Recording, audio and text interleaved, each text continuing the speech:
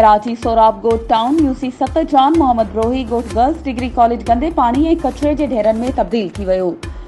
2 महीननि जी मोकलूं पूरियूं थियण खां पोइ कॉलेज ऐं स्कूल जी सफ़ाई मुकमल न थी सघी। कराची जे गर्ल्स कॉलेजनि में मैट्रिक जे शागिर्दनि जूं दाख़िलाऊं शुरू थी वयूं, पर कॉलेजनि में शागिर्दियाणियूं पहिरें साल में दाख़िला लाइ वञण खां क़ासिर आहिनि।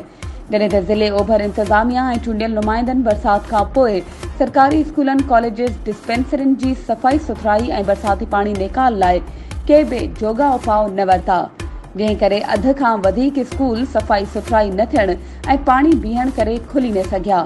जॾहिं त सोराब गोट PS 99 सिंध असेंबली में अपोज़िशन लीडर हलीम आदिल शेख जो हल्को आहे, पर हू पंहिंजे हल्के जे स्कूलनि कॉलेजिस सिहत सेंटरनि जे मसइलनि जी निशानदही करण ऐं उन्हनि खे बहितर सहूलियतूं मुहैया न करे सघियो।